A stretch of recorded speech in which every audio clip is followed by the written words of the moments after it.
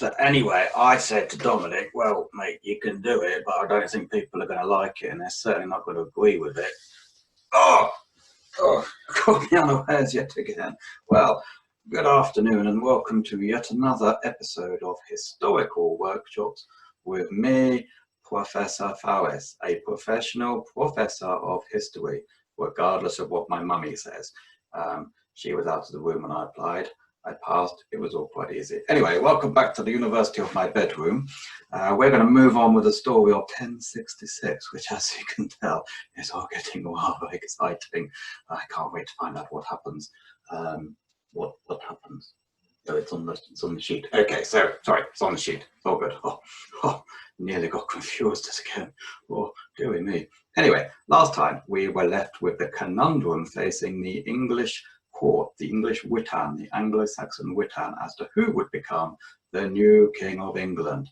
As we talked about, there were four candidates, four potential claimants to the throne: Edgar the Etheling, Harold Hardrada, Howard Godwinson, and William, Duke of Normandy. Turns out that actually Edgar the Etheling never had a chance. Howard Hardrada never had a chance. So really it was left to two candidates: Harold Godwinson, the most powerful and richest of all the nobles in England, and William, Duke of Normandy. What happened? Well, I'll tell you.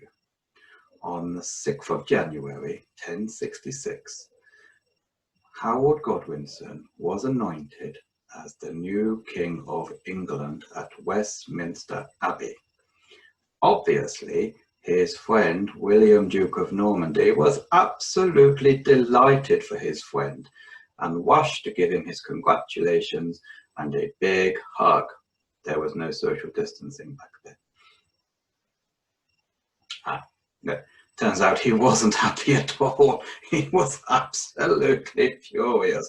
He was incandescent with rage, and he vowed to invade England and take the throne he viewed rightfully as his very own. Not a great start for Harold. William was not a happy bunny. William assembled a huge fleet and prepared to invade England. In the meantime, Harold Hardrada invaded the north of England and marched his troops to a place called Stamford Bridge. Not the Chelsea Stadium, that's in London, sillies. Anyway, he marched his troops to Stamford Bridge, preparing to invade the north of England.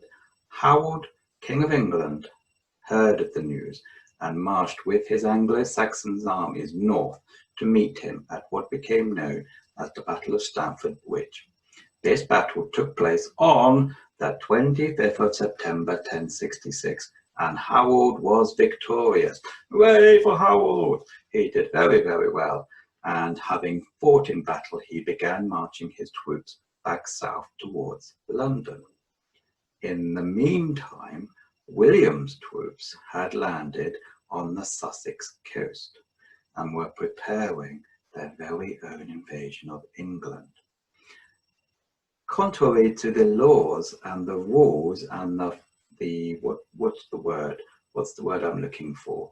The way of fighting of the time, William's troops did not march north to fight Harold.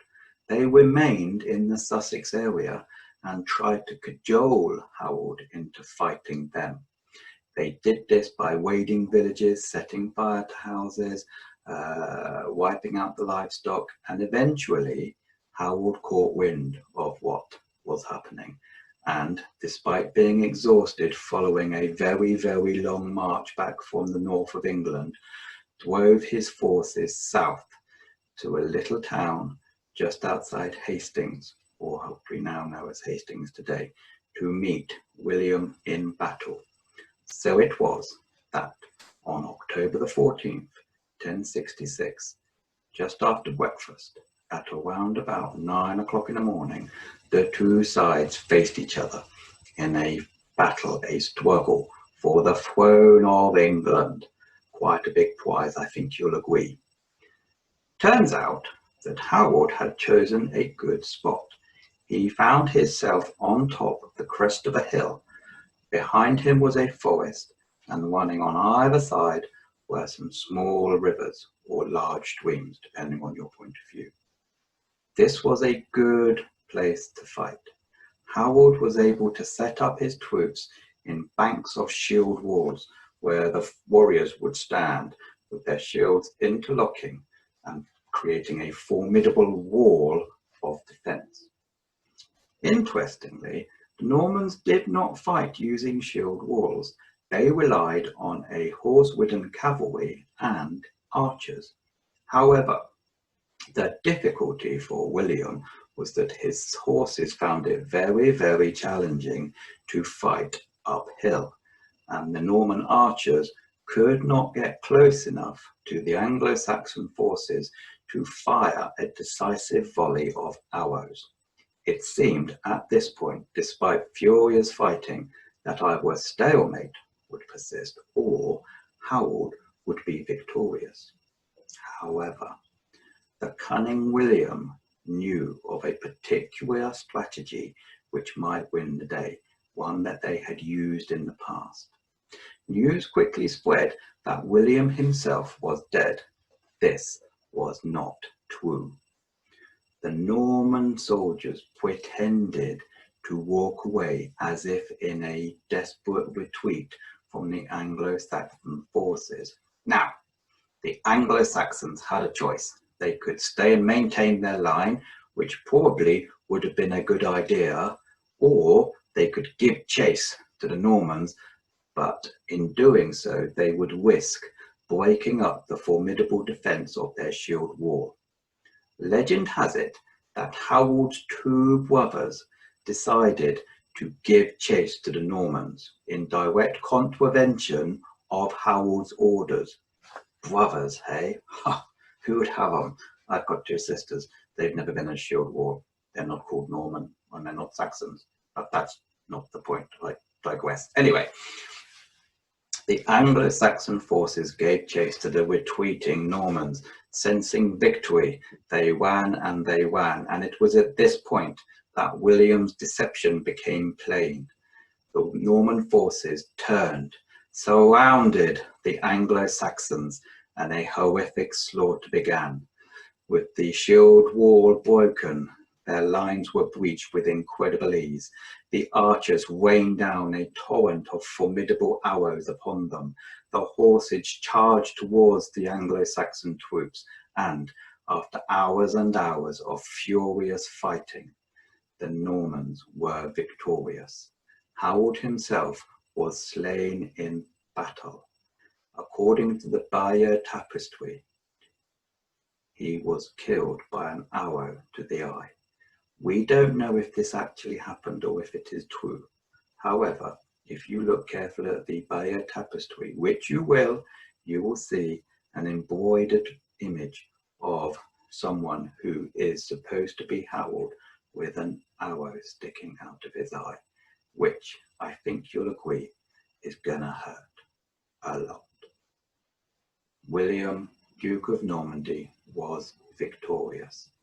He went on to become the new King of England, and the history of England and Britain was changed forever. Now, having heard this, children, what we would like you to do is to create a story map or a written account or a comic or however you see fit of the main events of the Battle of Hastings. You should include Harold marching north to meet Harold. I know it gets very confusing, too many Harolds. William setting sail, arriving with a fleet of over 700 ships and 7,000 men, allegedly. The events of the battle itself, the shield wall, the feigned retreat, the killing of Harold with the arrow to the eye. It is up to you how you do it.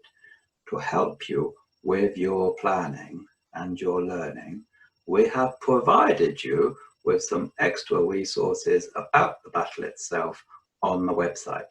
And I've under good authority that it's much more authoritative than anything I've managed to produce. I mean, who could believe such a thing? Me being a professional professor of history, in a professional way. Anyway, that is what we wished you to do. So for now, until we have any further episodes of this program, which, given the response, seems unlikely, but, you know, taste is an independent thing. People like different things. I'm not going to take it personally, and I'm certainly not going to get upset. Well, maybe just a little bit. Anyway, there are lots of resources to support you on the school's website, on our resources page, and I'm sure that there will be links in the planning that is produced for you. Until I see you again, until we meet again, I wish you well in these strange and troubled times. Take care, stay safe.